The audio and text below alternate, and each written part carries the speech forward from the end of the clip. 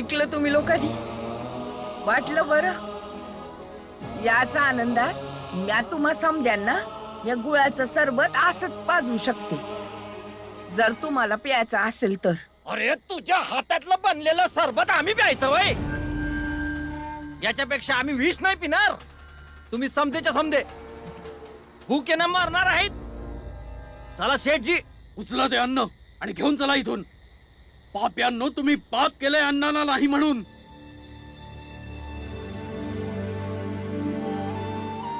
चला पोरांनो, या. समदे हे गुळाचं सरबत 2-2 पेले पिऊन झोपून जाऊया. या. कबीरा सोई पीर है जो जाने पर पीर, जो पर पीर न जाने सो काफिर बे पीर, सो काफिर बे पीर.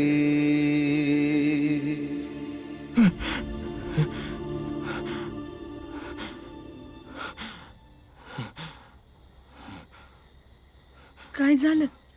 काय नाही, ठीक आहे. अहो सांगा ना.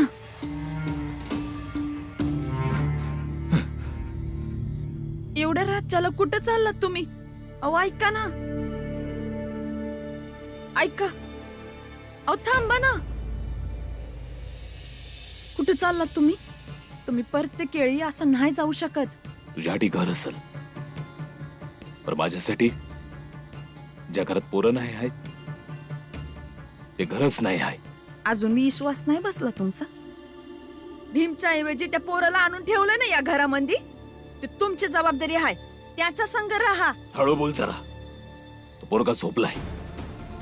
कमीत कमी ह्या घरात तो तर आहे जो सुखाची झोप घेऊ शकतो. काय म्हणायचंय तुम्हासने? या घराची शांती मी बिघडवली आहे? माहित नाही कुणी काय बिघडवलंय, पण एवढं नक्कीच बिघडलं आहे.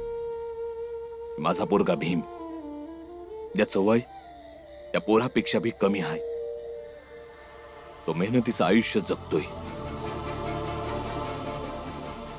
आणि म्या इथं पळकुट्या बापासारखा बसलोय, काहीच करत नाही. आता याहून जास्त आयुष्य काय बिघडणार आहे जिजाबाई? मला बेचैन झाल्यासारखं वाटतंय. मी जातोय. उद्या सकाळच्याला येईन म्या.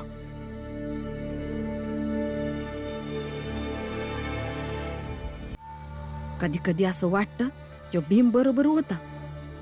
कमीत कमी आपल्या बापाला चांगलं समजावायचं तरी.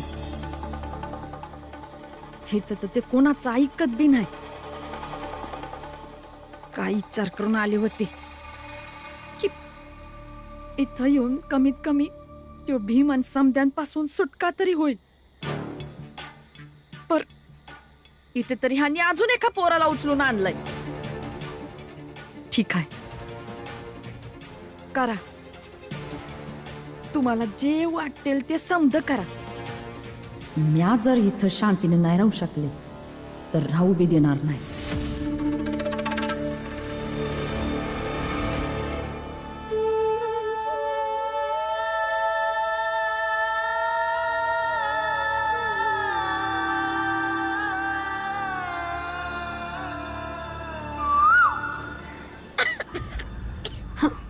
बस. तुझं पोट का दुखायला लागलं आता? बस बस. पोटात काय नाही आहे म्हणून दुखतंय ते. म्या जाऊन कुणाकडून तरी खायला मागून आणते. नग आत्या, थांब तू. या पोटात दुखायचं थोडे यान थांबल. वय आत्या, तुम्ही कुठेच जाऊ नका. तुळसा सांगते ना तिची पोटदुखी लवकर थांबल म्हणून. आत्या, नका जाऊ कुणाकडं मागायला. तुम्ही असं मागायला चाल तर आमचा संघर्ष. एकदम गप. संघर्ष संघर्ष संघर्ष खड्ड्यात गेला तुमचा संघर्ष. दिली ना तुम्हा समद्यानं साथ आता संघर्षात. काय मिळालं? हा काय मिळालं बघताय ना. म्या बघते कुठं तरी कुणाकडे खायला मिळतंय का ती संघर्ष संघर्ष संघर्ष म्हणे. आत्या मी बी येतो.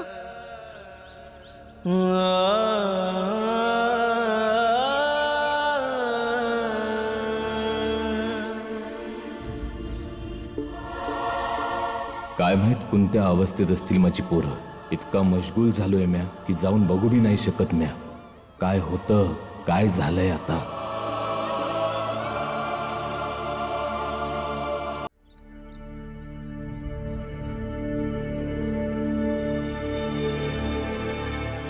अहो ऐका ना, हे ते पोरगा सोडून गेला आहे. सोडून गेला म्हणजे माहित नाही, घरात नाही आहे, चिठ्ठी ठेवून गेलाय.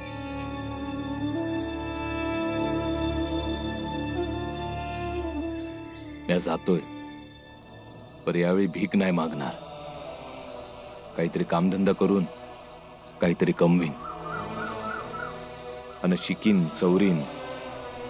काल रातच्याला तुम्ही तुमच्या पोराच्या बद्दल सांगितलं होतं, तर मला असं वाटलं की जर तो स्वतःची काळजी घेऊ शकतो तर म्या का नाही.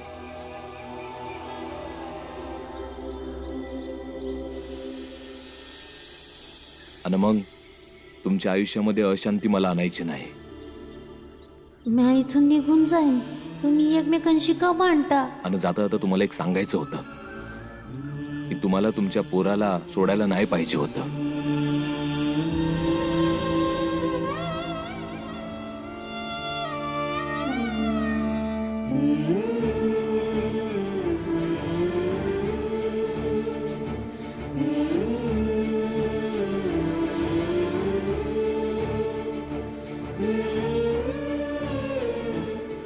जमलं तर पुन्हा तुम्ही त्याच्या जवळ जा, कारण पुन्हा पोचायला तुम्हाला उशीर नको व्हायला.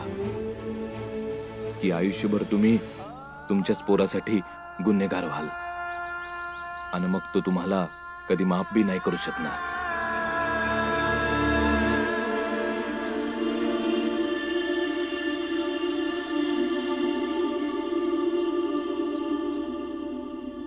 बाई ग कसं बस मिळालंय हे, खाऊन घे थोडस.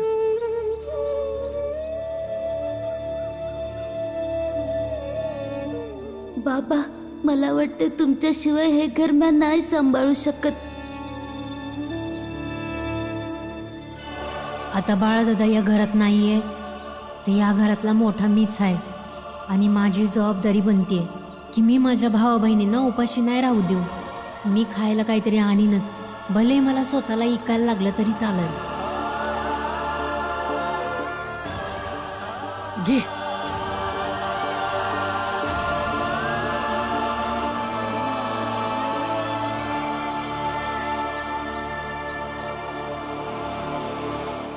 आता वाटतंय का बरं? हं? नाही आत्या, अजून बी दुखतंय पोटात. आत्या, मी वैद्यांकडनं औषध घेऊन येतो. थांब जरा भीम, 2-3 दिवस धड जेवली नाही म्हणून दुखत असेल पोटात. हे थोडस खाऊन घेतलं की बरं वाटल तिला. वय भीम, या पोटातलं दुखणं थांबल आणि वैद्यबाई पैक मागतील आणि आपल्याकडे औषधाला पैक नाही हाय. तुझं ताई समजा ठीक होईल, पैक नाहीत म्हणून तुला असं तरसत नाही बघू शकत आम्ही. खूपच विचित्र लोक आहात तुम्ही.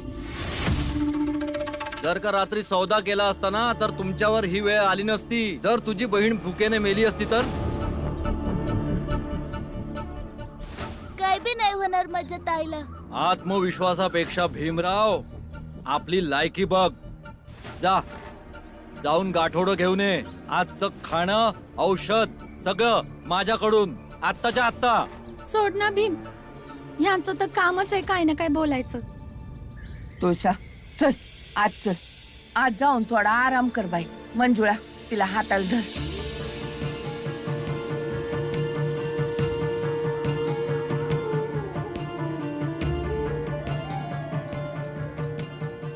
हा आनंद तर कुठे निघून गेला. ऐका, तुम्ही जे सांगाल ते मी करीन, फक्त पैका हवत. आणि काल तुझा भाऊ एवढा मोठमोठा भाषण देऊन गेला त्याचं काय? भाषण राहू द्या ना. माझ्याकडून काहीतरी काम करून थोडेसे पैक द्या. मी तुम्हाला खात्री देतो की आज माझा भाऊ काही नाही बोलणार. मी तुमचा बैल व्हायला तयार आहे. मला नांगरायला बांधून घ्या. आता तयार होऊन काय फायदा? काल गुरु बनला असतास तर बरं होतं. आता तुला बांधायचे पैक नाही देऊ शकत.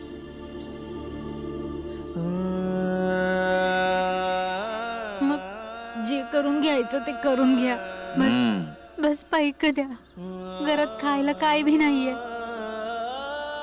आम्हाला पैशांची गरज आहे. रडू नगस, कारण तुझ्या जातीच्या लोकांवर आमासनी दया येणार नाही. आणि तसं बी पैक कामाचे मिळत्यात, रडण्याचे नव.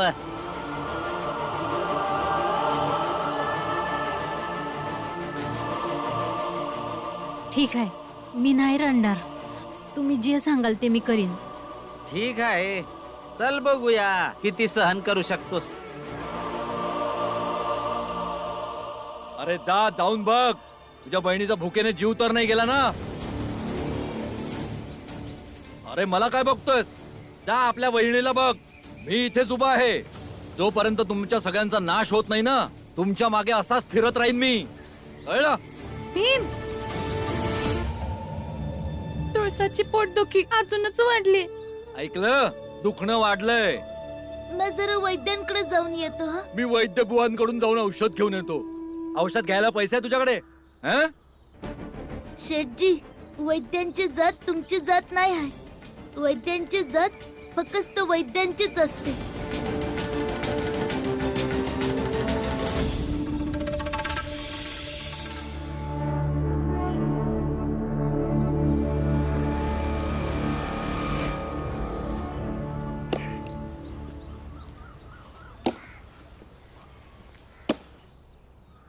ऐका ना, एक पोरगा आहे, जवळपास 10-12 वर्षाचा आहे. लय गरीब आहे. भीक मागून पोट भरतो आपलं. तुम्ही कुठं बघितलं का त्याला? नाही, मी नाही बघितलं. ठीक आहे.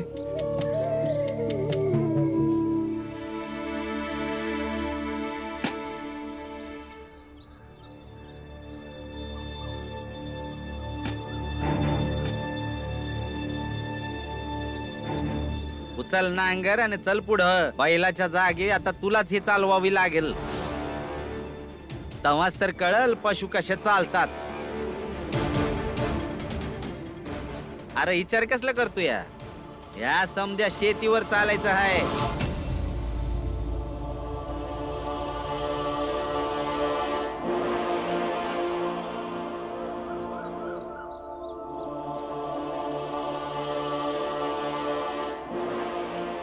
आता कशाला लाजायलायस? बन की बैल.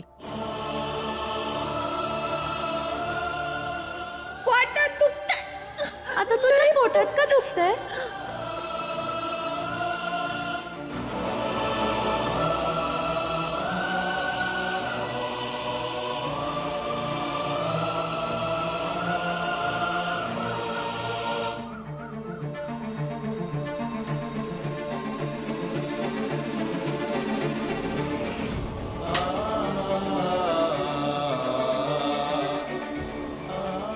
चल लवकर कर.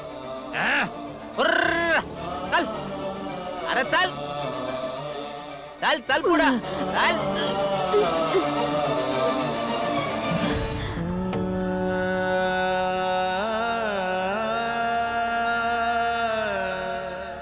अहो ऐका, एक पोरगा आहे, फिरून फिरून भीक मागून पोट भरत असतो. तुम्ही कुठं बघितलं का?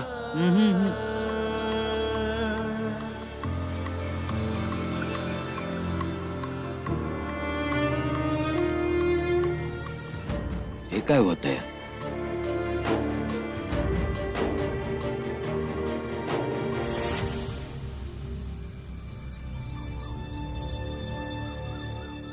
काय चाललंय? भावांनो, हा अंगारा घ्या, मन मोकळेपणानं वर्गणी द्या. यो चमत्कारिक अंगारा आहे. याला लावल्यानं तुमचं समद दुःख, त्रास समद दूर होऊन जाईल. कारण का महाराजांना याच्यात आपला आशीर्वाद मिसळलाय आणि यो अंगारा सिद्ध करून दिलाय. घ्या घ्या.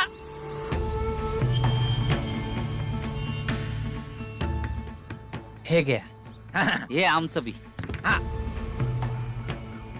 ओ भाऊ, अरे कुठं जाताय? हे घ्या की अंगारा. अरे विचार काय करताय? घेऊन जा, कल्याण होईल तुमचं. अव घ्या की.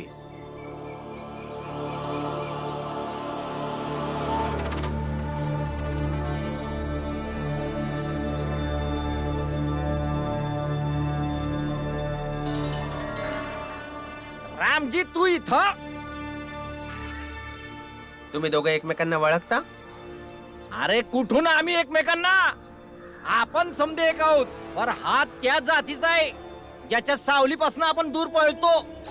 अरे नाही नाही, हा आमच्या जातीचा आहे आणि आमचं जे तलाव खोदण्याचं काम चालू आहे ना, तिथे हा मुंशी आहे. हो. अरे हा मुंशी असो का कलेक्टर, जात तर नाही बदलणार ना. यो अस्पृश्य जातीचा आहे. आमच्या गावामध्ये साताऱ्यात राहायचा यो. याची पहिली बायको मेल्यानंतर यानं दुसरं लगीन केलंय आणि तिथून पळून यो इथं आलाय.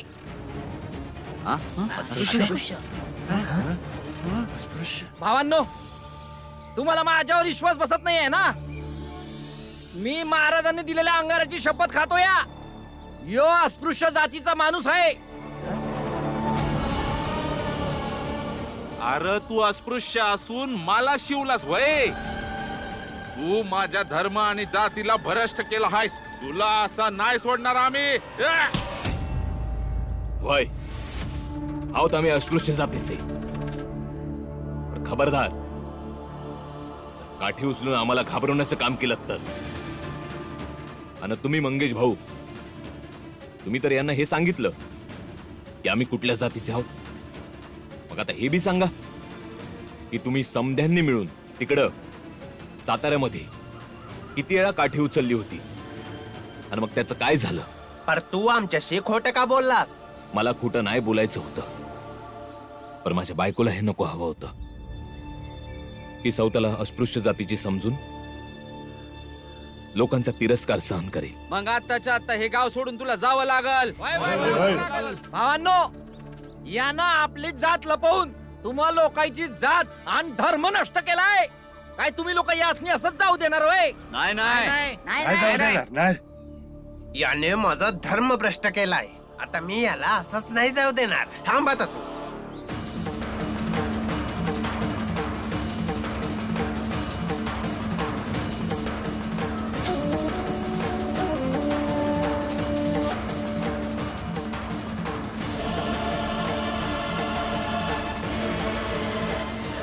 अरे कुणी पकडा याला.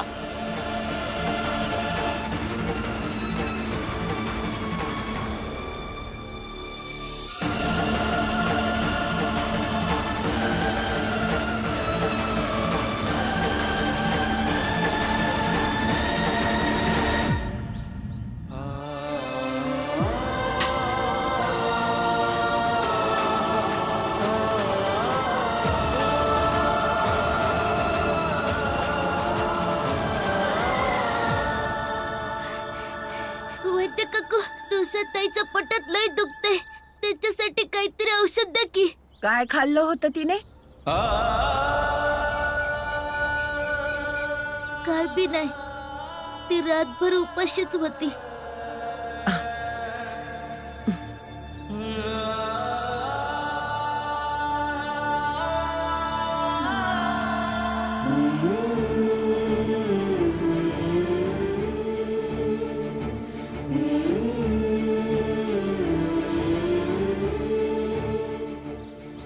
हे वाटून दुधात मिसळून दे तिला आणि लक्षात ठेव, एक थेंब सुद्धा पाणी घालायचं नाही यात, तरच लगेच परिणाम होईल. घे.